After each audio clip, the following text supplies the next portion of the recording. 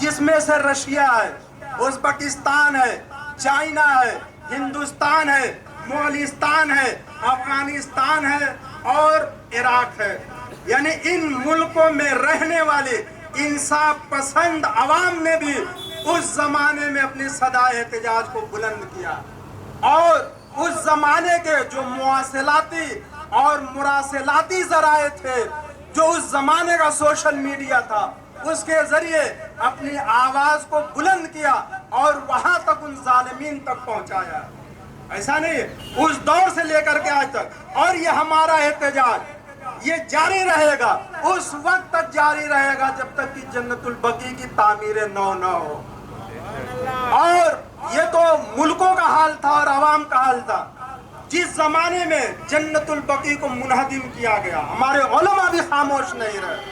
اس زمانے میں سید ابو الحسن اصفہانی اور شیخ عبد الکریم حائری، جو حوزہ علمیہ قوم اور نجف اشرف کے زعیم تھے اور مرجع تقلید جہان تھے، ان لوگوں نے صدائے احتجاج بلند کرتے ہوئے حوزہ علمیہ قوم اور نجف میں تعطیل کا اعلان کر دیا.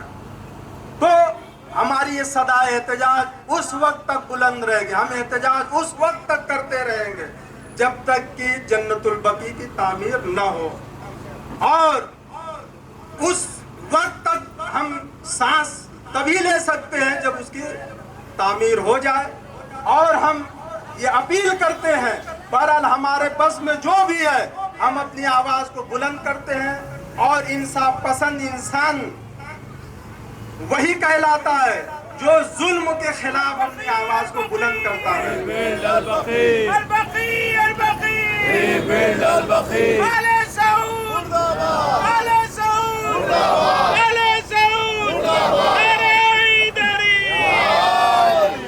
تو جس حدیث کو میں نے عنوان کلام قرار دیا تھا، اس میں مولا کائنات فرماتے ہیں کونوا للظالم خصما وللمظلوم ہونا، یعنی جو ظالم ہے اس سے دشمنی کرو اور جو مظلوم ہے اس کا ساتھ دو. تو مولا نے ایک قانون بتا دیا، اس قانون پر عمل کرتے ہوئے جہاں کہیں بھی دنیا میں ظلم ہوگا ہم اس کے خلاف صدائے احتجاج کو بلند کرتے رہیں گے، اور ظالمین سے اظہار نفرت کرتے رہیں گے اور مظلوم کا ساتھ دیتے رہیں گے. وہاں پہ جو دعوان الحمدللہ رب العالمین.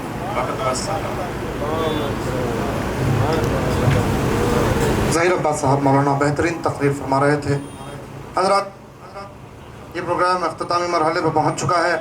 جتنے مومنین اور جتنے حاضرین ہیں ان تمام کا بھی شکر ادا کیا جاتا ہے، اور یقیناً دعا ہم کرتے ہیں کہ خدایا دیگر مومنین کو بھی اور دیگر انصاف پسند انسانوں کو توفیق دے کہ وہ جنت البقیع کے لیے احتجاج کر سکیں. آئیے اختتامی مرحلے پر میں ملتمس ہوں علامہ کامران حیدر صاحب قبلہ کی خدمت عالیہ میں کہ وہ یہاں تشریف لائیں اور تقریر فرمائیں. یہی آج کے اس پروگرام کے آخری مقرر ہوں گے. آپ حضرات ان کا استقبال ایک صلوات پڑھ کے محمد وہاں.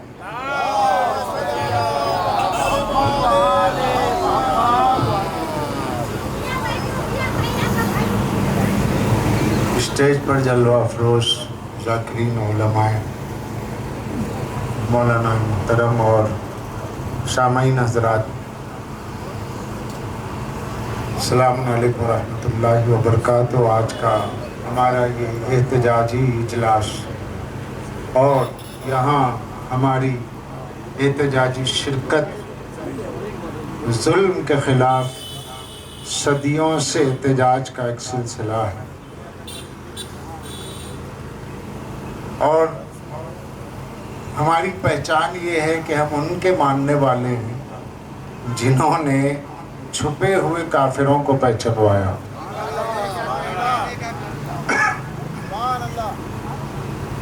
ہم ان کے ماننے والے جن کی تقریروں نے، جن کے مصائب نے، جن کے خطبات نے، جن کی جد و جہد نے، جن کی کاوشوں نے اور جن کی جفاکشی نے اور خداوند عالم کی راہ میں تمام مصائب کو برداشت کر کے چھپے ہوئے کافروں کو پہچانوایا، اور آج کا یہ احتجاج یوم انہدام جنت البقیع کا جو احتجاج ہے، یہ بھی چھپے ہوئے کافروں کے نقاب کشائی کا دن ہے، جنہوں نے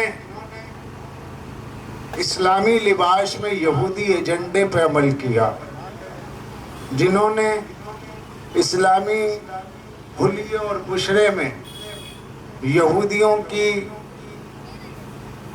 ہدایات پر عمل کرتے ہوئے یہودیوں کے اقدامات کو اپنے ہاتھ میں لیا، یعنی ریموٹ کنٹرول یہود کے ہاتھ میں عمل کرنے والے اہل سعود اور یہود قافیہ ملتا ہے، طبیعت بھی ملتی ہے، حلیہ بھی ملتا ہے، مزاج بھی ملتا ہے، فطرت بھی ملتی ہے۔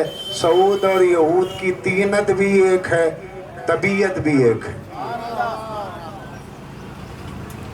یہودی کے مقابل میں سعود جو خود کو خادم حرمین کہتے ہیں، بے شک یہ خادم حرمین ہیں، لیکن یہ کہ ان کے حرمین الگ ہیں۔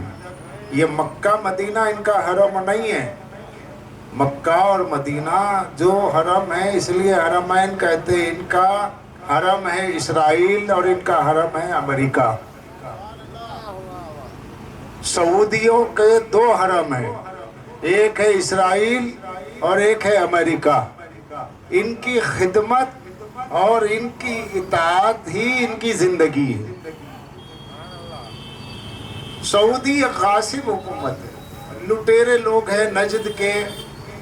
اب اس پہ بڑی تفصیلات ہے اور آپ کافی دیر سے بیٹھے ہیں، آپ کے ساتھ میں بھی بیٹھا ہوں۔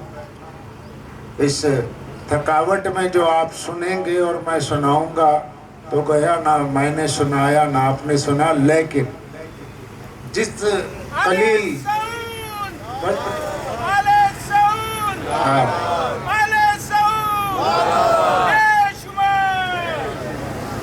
یہاں بہت سی باتیں کی گئی ہیں اسٹیج پر، بہت سے لوگوں نے بڑی اچھی اچھی باتیں کی، اور مولانا شجی مختار نے جو بات کہی کہ اس میں جذبے میں شدت ہونی چاہیے اور اس میں اخلاص ہونا چاہیے، بے شک یہ ہماری کوتاہی ہے کہ اس مسئلے میں پوری قوم کو اپنے گھروں سے نکل کر آنا چاہیے اور متحدہ جد و جہد ایک ہی پلیٹ فارم سے ایک ہی بینر تلے کرنا چاہیے۔ اور ہمارے احتجاج، ہماری اجلاس، ہمارے جلوس کے نگران امام زمانہ کے سوا کوئی نہیں۔ یہ ان کی جد ماجدہ کا مسئلہ ہے، انہی کے زیر نگرانی ہے، نہ کسی کی صدارت ہے، نہ کوئی بڑا ہے، نہ کوئی چھوٹا ہے، سب امام زمانہ کے زیر نگران یہ پروگرام کریں۔ 1344 ہجری کا یہ واقعہ ہے جنت البقیع، لیکن بقیع کے ساتھ ایک چیز ہم سب بھلاتے ہیں، وہ ہے جنت المعلیٰ۔ جنت المعلیٰ جہاں خاندان بنی ہاشم کے بزرگ افراد دفن ہیں، جنت المعلیٰ جہاں بڑی بڑی ہستیاں آرام کر رہی ہیں، سرکار ابو طالب کی آرام گاہ ہے، اس جنت المعلیٰ کو بھی مسمار کیا گیا۔ بزرگان بنی ہاشم اور سادات بنی ہاشم کی قبروں کو مسمار کیا گیا، اس کے بعد جنت البقیع کو توڑا گیا۔ اسی میں ایک بات عرض کروں، یہ 1925 کی بات ہے، لیکن 1924 میں کربلا پہ حملہ کیا گیا۔ کربلا معلیٰ میں سرکار باب الحوائج کے روضے سے سارے سونے کو اتار کے لے گئے۔ سب لوگ غدیر کا موقع تھا، نجف اشرف گئے ہوئے تھے عید اکبر، عید غدیر کے لیے، تو کربلا میں حملہ ہوا اور انہی ظالم سعودیوں اور نجدیوں نے کربلا میں زائرین کا قتل عام کیا۔ تقریباً حرم میں 500 سے 600 افراد اس وقت قتل ہو گئے، اور کربلا معلیٰ کا سونا لے گئے، چاندی لے گئے، جتنی نظریں رکھی ہوئی تھی یہ سب لٹیرے لے گئے۔ شام غریبہ کی ان کے ناپاک شجرہ ملعونہ کے یہ پھل تھے جنہوں نے اپنا اثر دکھایا۔ یہ آل سعود شجر ملونہ بنو امیہ کے کڑوے پھل ہیں جن سے مزاج اسلامی درہم و برہم ہوا۔ 1233 ہجری میں کوشش کی گئی کہ حکومت قائم کی جائے، مگر ایک سعودی جو عبداللہ بن سعود کے نام سے تھا، مصری فوج نے اس کا قتل کر دیا۔ لیکن سلطنت عثمانیہ ترکی کے زوال کے ساتھ فری میسن، یعنی جو آج کی ایلومینیٹی ہے، آج کی ایلومینیٹی نیو ورلڈ آرڈر والوں کے جو سرپرست فری میسن، انہوں نے گورنر ترکی کو معزول کیا سازشوں کے ذریعے، اور اس کے بعد انہوں نے تلاش کیا ایسے گروپ کو کہ جو گروپ ان کے ایجنڈے کو پورا کر سکے، کیونکہ یہ خود نہیں آ سکتے تھے۔ تو انہوں نے دیکھا، کتابیں پڑھی، حدیثیں تلاش کی، تو انہیں ملا کہ سرکار دو عالم نے ایک قوم نے 3 مرتبے دعا کے لیے کہا تو تینوں مرتبے بھی دعا نہیں کی، اور وہ تھے اہل نجد۔ نجدیوں نے کہا تھا ہمارے لیے دعا کیجئے، تو سرکار نے یمن والوں کو دعا دی، نجد والوں کو نہیں دی۔ یہ مشکات شریف میں موجود ہے۔ جب 3 مرتبہ بھی رسول اللہ نے نجدیوں کو دعا نہیں دی، اور بلکہ بخاری میں ملتا ہے کہ سرکار نے فرمایا نجد وہ علاقہ ہے جہاں سے شیطان کی سینگ نکلے گی، مشرق کی سمت سے، تو یہی نجدی ہیں کہ جو شیطان کی سینگ ہے، رسول اللہ کی پیشن گوئی ان کے لیے موجود ہے۔ تو یہ لٹیرے قبیلے تھے، اور یہ حجاج کرام کو، حاجیوں کو لوٹ لیتے تھے، حاجیوں کا مال کھا جاتے تھے، ان پر ٹیکس عائد کرتے تھے، اور اس کے بعد انہیں کعبے کی زیارت کو جانے دیتے تھے۔ تو اس کی اسٹڈی کی یہودیوں نے، عیسائیوں نے، اور انہوں نے کہا کہ ہم نے تلاش کر لیا، ہمارے مزاج اور ہمارے منصوبے کے مطابق اگر کوئی عمل کر سکتا ہے تو وہ سعودی ہیں۔ تو لہٰذا سعودی خاندان جو لٹیرا خاندان تھا اسے چنا گیا، اور اس کے ہاتھوں میں حکومت یہ کہہ کے سونپی گئی کہ حکومت تمہاری ہوگی لیکن منشا ہمارا ہوگا، اقتدار تمہارا ہوگا، منصوبہ ہمارا ہوگا، اگر اس پر عمل کرنا ہو تو ٹھیک ہے، ورنہ کوئی اور بٹھا دیا جائے گا۔ سعودیوں نے حاجیوں کی طرح یہودیوں کی منشب کو پورا کرنے لبیک یا یہود کہا، جس کے نتیجے میں انہیں حکومت ملی، اور اس کے بعد ان لوگوں نے خیبر سے نکالے ہوئے یہودیوں کے منصوبے کو پورا کیا۔ علی کی تلوار نے مرحب کے 4 حصوں میں جسم کی تقسیم کی، اور اس کے بعد یہودی جلاوطن ہو گئے۔ تو جو یہودی نکالے گئے تھے وہ اپنے دلوں میں بغض علی لے کر کے خیبر سے گئے تھے، ان کی خواہش تھی کہ دوبارہ مدینے میں آئیں، لیکن آنے کا کوئی چانس نہیں تھا، اسلام قبول نہیں کر سکتے، کریں تو کیا کریں۔ تو انہوں نے مسلمانوں کے درمیان میں اپنے ہم مزاجوں کو چنا، اور خیبر میں دوبارہ اپنی بستی بسانے کے لیے یہودیوں نے سعودیوں کا ساتھ دیا، اور سعودیوں نے یہودیوں کا ساتھ دیا، اور یہودیوں نے فاتح خیبر کے بغض میں اقدام کیا، اور سعودیوں نے جو آل امیہ کا بقیہ ہیں ان لوگوں نے یہودی سازش کو پورا کیا۔ تو اس طریقے سے یہ دونوں نے مل کر کے کیا کیا کیا، ایک سیدۃ النساء العالمین کے مزار ہی کی بات نہیں ہے، انہوں نے صحابہ کے بھی مزار توڑے، انہوں نے اہل بیت کے بھی مزار توڑے، انہوں نے اہل بیت کے ائمہ کے بھی مزار توڑے، اور حد تو یہ ہے کہ انہوں نے اللہ کی مسجد کو بھی توڑا، مسجد منارتین کو توڑا، مسجد مائدہ کو توڑا۔ کیوں مسجد مائدہ کو توڑا؟ اس لیے کہ الیوم اکملت لکم اسی سورہ مائدہ میں ہے، یا ایھا الرسول بلغ کا مسئلہ ہے، آیت ولایت کا مسئلہ ہے، کیونکہ سورہ مائدہ جہاں نازل ہوئی ہے وہ علی کی شان میں نازل ہوئی ہے۔ اس مقام کو دیکھ کر کے جو مسجد مائدہ ہے کہ اس طریقے سے علی کی فضیلت یاد آئے گی۔ انہوں نے خدا کا گھر توڑا۔ میں عالم اسلام سے پوچھ پوچھنا چاہتا ہوں اگر ایک بابری مسجد ٹوٹتی ہے تو سارا عالم اسلام نکلتا ہے، اور مدینے میں جب مسجد مائدہ ٹوٹی تھی آج تک اس کی تعمیر نہیں ہوئی، تو مسجد کی تعمیر کے لیے کیوں خاموش ہو؟ آل سعود مرد آباد، مرد آباد، آل سعود مرد آباد، مرد آباد، مرد آباد، آل سعود مرد آباد، غور نہیں کیا آپ نے؟ ارے سیدۃ النساء العالمین کا مزار بنانے میں اگر مطالبہ کرنے میں کچھ ہچکچاہٹ ہے، لالچ ہے، پیسہ لے کے خاموش ہو تو اللہ کے گھر کے لیے تو بولو۔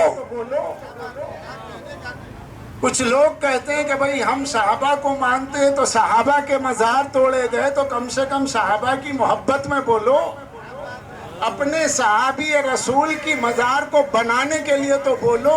جو نہ اہل بیت کے حق میں بولے، نہ اللہ کی مسجد کے حق میں بولے، نہ صحابہ کے قبروں کے بنانے کے حق میں بولے، تو جو نہ نبی کا ہو، نہ اہل بیت کا ہو، نہ صحابہ کا ہو، نہ مسجد کا ہو، تو پھر وہ مسلمان کیسا؟ کون کہے گا کہ یہ مسلمان؟ یہ کوئی جذباتی جملے نہیں کہہ رہا ہوں میں، یہ سب تاریخی حقیقت ہے۔ لیکن یہ کہ دنیا جیسے جیسے بدلتی جاتی ہے، اس کا انداز بدلتا ہے، سوچ بدلتی ہے، تو سوچ بدلنے کی ضرورت ہے۔ دنیا بولی سے نہیں سمجھتی۔